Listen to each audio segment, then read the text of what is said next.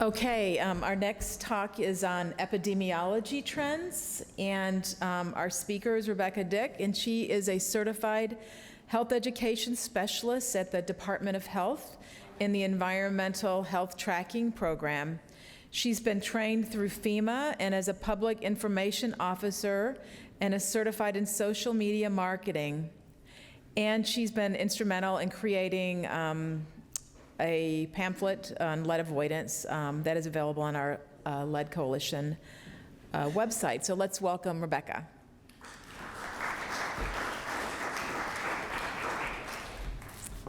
Hi, I'm excited to be here, guys. Thanks for having me. I'm going to zip through this one because I have nothing to disclose. And I'm going to zip through these because I keep promising myself I'm going to read them one day. I still haven't done it. I'm sure they're really interesting, but you guys can read through those when you get the slides later, if you want to. All right, so I came here today to talk to you guys about the Utah Environmental Public Health Tracking Network, how that fits into a broader public health context. I also wanted to describe why Utah Tracking was formed and the importance of environmental surveillance, or epidemiology, and give you a quick tour of Utah Tracking's Data Explorer, and then I am going to provide some of the examples of how people have utilized environmental public health tracking data. And actually there's been examples today. I was like, oh, you've done my talk for me. I love it. All right, so the 5 core sciences of public health are epidemiology, informatics, surveillance, laboratory, and prevention effectiveness. So together, these 5 core sciences help us protect and promote the public's health by giving public health practitioners answers they need. Public health is better able to respond to situations by using contributions from each of these sciences. The program I work for is surveillance. That's our main science. All right, public health surveillance is the continuous systematic collection, analysis, and interpretation of health-related data needed for the planning, implementation, and evaluation of public health practice. Public health surveillance data can be displayed in different ways, such as the heat maps we saw earlier, charts and tables, and they can be used to serve as early warning systems for impending public health emergencies. It can be used to document the impact of an intervention or track progress towards specific goals. They also monitor and clarify the epidemiology of health problems to allow priorities to be set and to inform public health policy and strategies. The goal of our public health surveillance is overall to provide information that can be used for health action by public health personnel, by government leaders, and by the public to guide public health policy and programs. So our program looks at hazards in the environment, we look at the exposures in the environment, and then we look at health effects like chronic illnesses, hospitalizations, and deaths associated with the hazards. This is important since environmental exposures are responsible for approximately 5% of early deaths in the United States. And then collecting this information over time allows us to see trends and patterns emerging, which helps us to better understand how the environment affects human health. All of this started back in 2000. The Pew Commission, which is a research and public policy organization, and Johns Hopkins School of Hygiene and Public Health published a report. In the year 2000, when this report was published, President Clinton had just made a big announcement. Not the one you're thinking of. There was another one, and he announced that there was a rough draft of the Human Genome Project. And the rough draft had been completed. This was huge news, and it was exciting worldwide, not just in America. Some of you guys might remember this. And when this report came out in the year 2000, there was all this hype surrounding human DNA sequence. Researchers were super excited because now they were going to know about human DNA. They could track where diseases were coming from. But Pew Commission knew there was also an environmental factor. They said in their report, but there is a catch. We must have the basic information about the health of Americans and our environment before we can make the fullest use of this exciting genetic knowledge. I've lost a page. Okay. So I had more on that, and I've lost my page. So they wanted the gist of it. I'll sum up.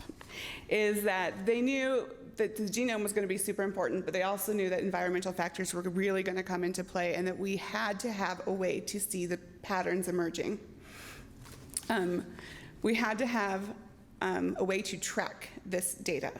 They said in their report that Americans have a right and a need to know what is affecting their health. Okay, so the Pew Commission completed this big study and found that at the dawn of the 21st century, America was facing an environmental health gap, or a lack of basic information that could document possible links between environmental hazards and chronic diseases. So poisoning from environmental toxins has long been recognized, but the environmental links to many chronic diseases of uncertain cause was unknown. So the Pew Commission and Johns Hopkins recommended that a national health tracking network be formed. And the CDC was funded to do that in 2002. And Utah, being who they are, we jumped on the bandwagon from the beginning and started our public health tracking network in 2002. And then we housed it in the Environmental Epidemiology program at the Utah Department of Health. All right. I found that page. I'm not going back though, guys, sorry. I wanted to take a little break in here and kind of talk about a timeline. And, you know, there's the lead history that we all kind of know. So as I'm going through the general history of environmental health, I wanted to stop and kind of look at the progression of blood lead tracking. So, many of you know or have heard that lead-based paint was banned for use in 1971 when President Nixon signed the Lead-Based Poisoning Prevention Act. It wasn't regulated, though, until 1978 by the Consumer Product Safety Commission. And then in 1985, discussions began on banning lead from gasoline, which led to the 1990s amendment to the Clean Air Act, with measures taking effect in 1995. So that's all going on in the United States, but here in Utah in 1990, we had a Utah Blood Lead Registry established. This registry was set up as a way to track the levels of lead exposure and blood lead around the state of Utah. And way back in 1990, which my kids are referring to as the olden days, I'm like, I told them I was a teenager in the olden days, and I blew their minds. It was an eventful family dinner. But so in 1990, in the olden days, the blood lead reports were all sent to one person who inputted the data on Excel spreadsheets and stored them all in a file on the Utah Department of Health's secure database. Then in 1992, the Adult Blood Lead Epidemiology and Surveillance, or ABLES, which is much easier to say, project was started. This was started with funding from the National Institute for Occupation Health and Safety. And this project was focused on collecting and analyzing risk of blood lead poisoning in adults who worked in industries that were at high or were known to have potential lead exposure.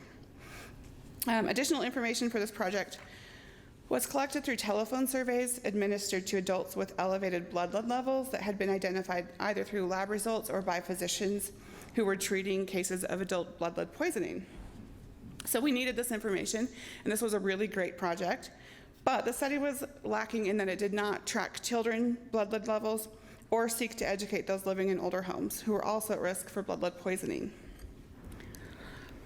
All right, so then in 1996, we wanted to fix this. So we got funding from the CDC to start the Child Blood Lead Epidemiology and Surveillance Program. And along with this, the Utah Blood Lead Registry started collecting and storing data on child blood lead levels. 2000, we talked about the Pew report a little bit, and we found we noticed the huge gap in data. So, and then in 2002, we talked about CDC starting their tracking network, and Utah became a tracking state, but also something else really important happened. The indicator-based information systems for public health was started. So this is a public-facing data portal, and it stores data that we have for a wide variety of health topics. And one of the best things about IBIS that I love pointing out is that It's used nationally and was started here in Utah. So, woo, yes. Then in 2003, we decided we needed a new home for all the data we'd been gathering, and we created this warehouse. Just kidding, it was electronic. But so we got blood data a new home. In 2013, Environmental Public Health Tracking Network decided that we needed a place where people could go and specifically learn about environmental public health. So we branched off from the IBIS portal in Utah, and we now have our own incidents, I think is what they call it, but we all have our own IBIS, our little baby IBIS, and it is epht.health.utah.gov. And I'll give you a little bit closer look at this portal in a minute. So these are really exciting portals because anyone can go on them and build queries and look up information on a variety of health topics, and ours is specifically the environmental health topics. And in 2016, Claudia mentioned this, but the injury reporting rule made it so that all blood levels are now reportable. And in 2017, the Utah Lead Coalition and Department of Health went to work strengthening the case definition of an elevated blood lead level and matched the CDC's definition. So this was also exciting because we needed a more complete picture. So our program is unique in that it works with the CDC and it works with the EPA and DEQ because we're not just about public health, but we also want to track environmental causes. So one huge takeaway message from today that I have heard many speakers speak on is that environmental health and health inequity are intimately connected. So an action on environment will equal an action on health. And working together enables us to have access to more information and have a multidimensional approach when it comes to protecting the public. All right, some more stuff we have. As I said, I've talked a lot about the environmental topics that we have on our own website. So we've been working with states and state agencies to improve our data and figure out what is important to the public. So besides the work we've been doing with the Blood Lead Coalition, we recently did a birth outcome study and added information to our birth defects module because we realized the public was very engaged and interested in that information, and we've done the same with radon and others. But let's get back to blood lead data.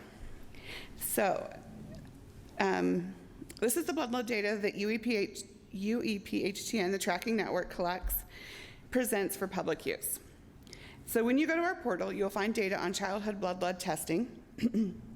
This data is classified as either confirmed or unconfirmed, and blood lead levels are confirmed by either a venous test or 2 capillary or unknown specimen tests that have been administered less than 12 weeks apart.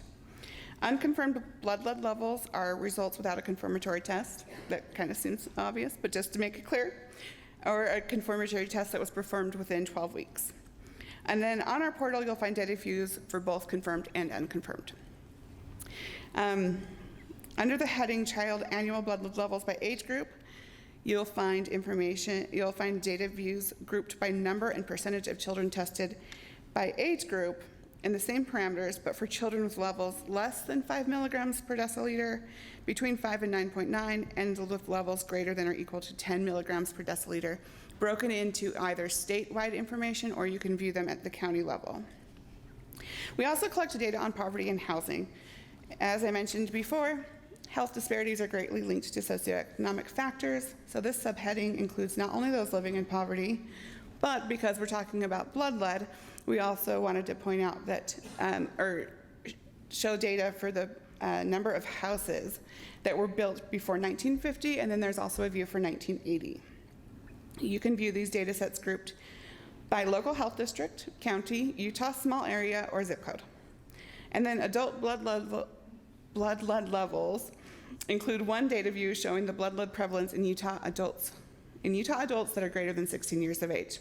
Okay, now, I've gone through all that, and I wanted to show you guys, I've been making these little tutorial videos, so there's quite a few of them. This one just kind of briefly shows you how to create a query for blood lead data. But if you want like a more intensive tutorial or any more information, just contact me after this, because this is really high-level overview.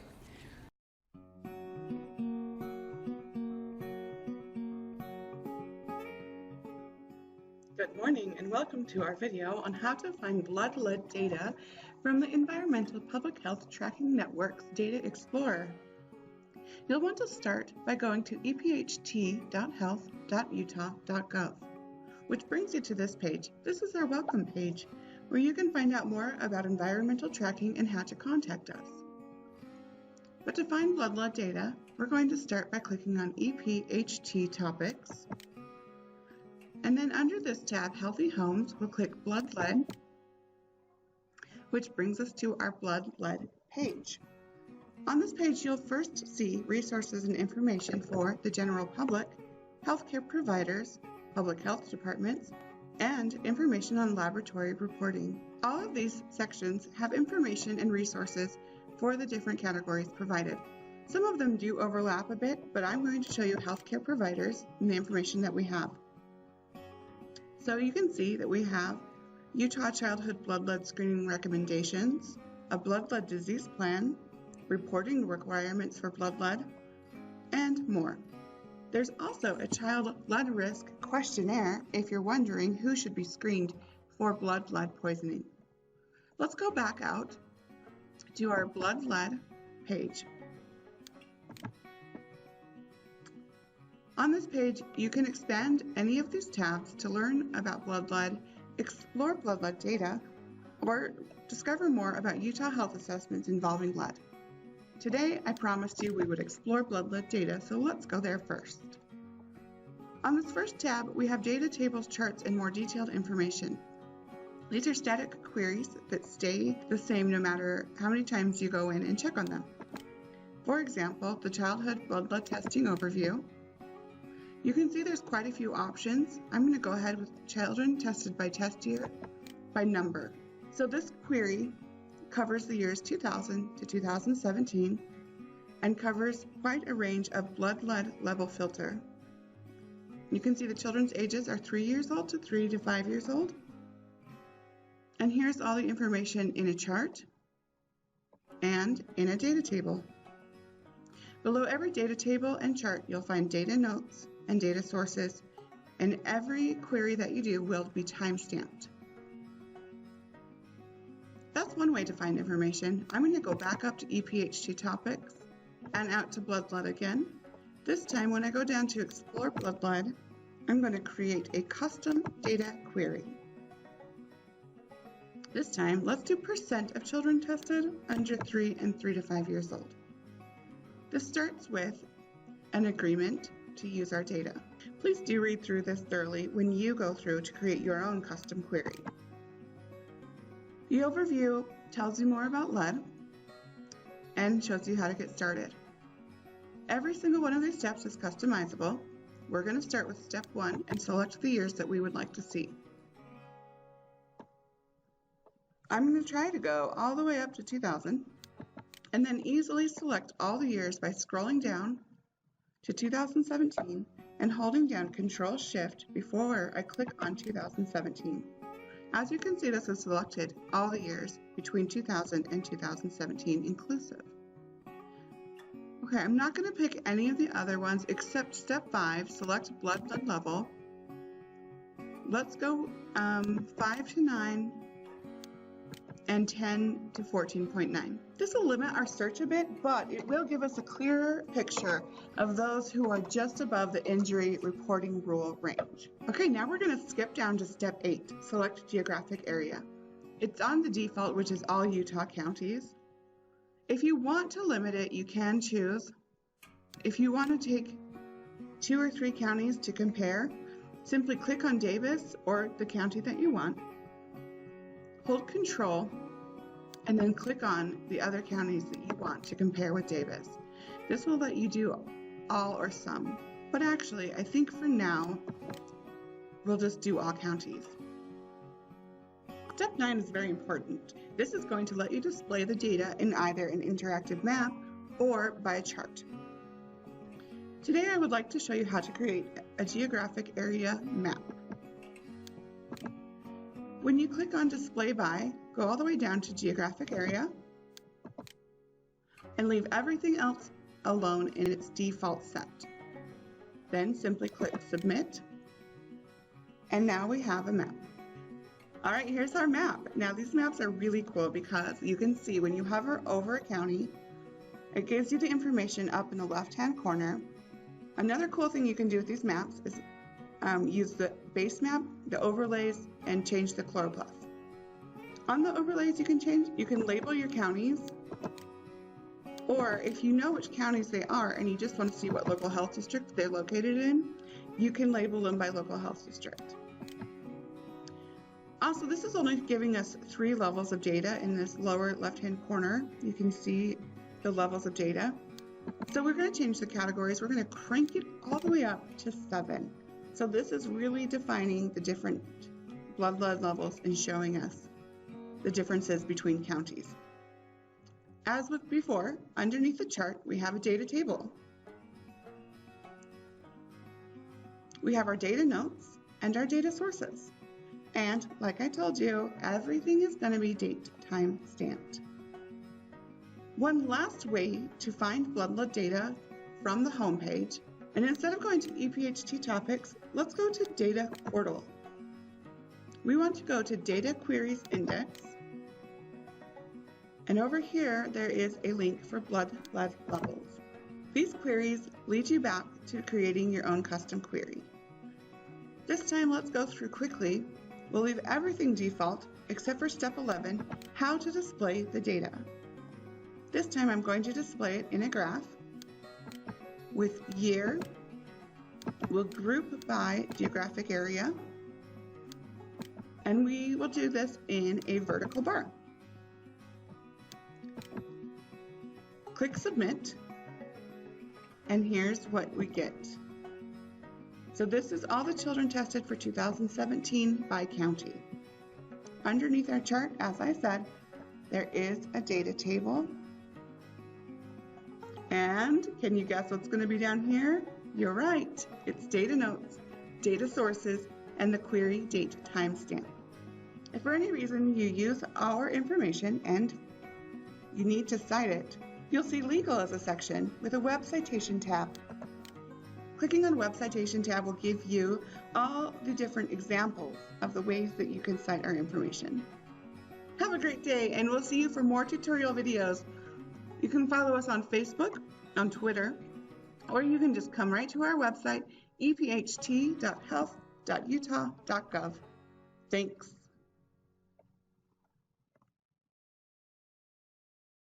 I wanted to highlight some of the projects that we've been working on with each of these programs. So recently 2 white papers have come out. These were collaborative work between the Utah Apple Tree Program and the Utah Tracking Network. So you might have seen or heard about this. I think it's the second one, the investigation of elevated childhood blood lead levels for spatiotemporal clustering patterns in Salt Lake County. This was recently just put out, and it was published in the Utah Department of Health Health Status Update. We're pretty excited about that. It will also be coming up on our social media sometime this week. Then, like I mentioned, we did some work with Utah Lead Coalition, and we continue to provide data to the Green and Healthy Homes program at the Salt Lake County Department of Health. For secure data, we do suppress some data if it's reported levels or there's so few reported tests in an area that we couldn't publish it without violating privacy of patients. We will suppress the data. So there is secure data, and you can apply for access to this. I just want to make it clear that I am not the approval process. Like, I have nothing to do with it. And because I'd vote yes for all of you, I promise. But the metadata is available on the page that I just showed you, that tutorial. If you go under the data portal tab, you'll see metadata index, and you can look for blood lead metadata. And before you start the application process, which usually requires a lot of justifications and IRBs, you can see in the metadata if you're going to find what you need for your research project. And I think I talked really fast, but that is all I have today. But I did want to say thank you again